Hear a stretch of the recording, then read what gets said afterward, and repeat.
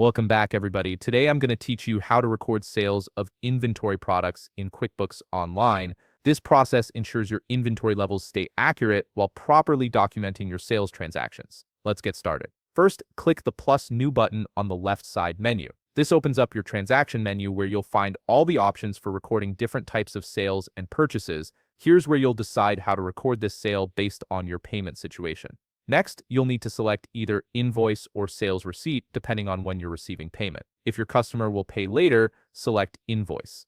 If they're paying you right now, choose sales receipt. This distinction is important because it affects how QuickBooks tracks your accounts receivable and cash flow. Now choose or add your customer's name in the customer field. If this is a new customer, you can quickly add them here by typing their name and creating a new entry. QuickBooks will save this information for future transactions.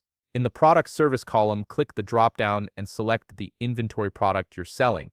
This is where QuickBooks begins tracking which specific items are leaving your inventory. Make sure you're selecting the correct product as this directly affects your stock levels. Enter the quantity sold in the QD field. QuickBooks will automatically calculate the total based on this quantity and the product's price. This is the moment when your inventory count begins to adjust. Verify that the price field shows the correct sales price. While QuickBooks pulls the default price from your product settings, you can adjust it here if you're offering a discount or special pricing for this particular sale. Check or add any applicable sales tax. QuickBooks should automatically apply the correct tax based on your settings and the customer's location, but it's always worth double-checking to ensure compliance. Review the amount calculated in the amount field to make sure everything looks correct. This is your last chance to catch any errors before finalizing the transaction. If you'd like, add a message or memo in the provided field. This can be helpful for internal notes or special instructions to your customer. Now click Save and Send if you want to email the invoice to your customer, or Save and Close if you don't need to send it immediately.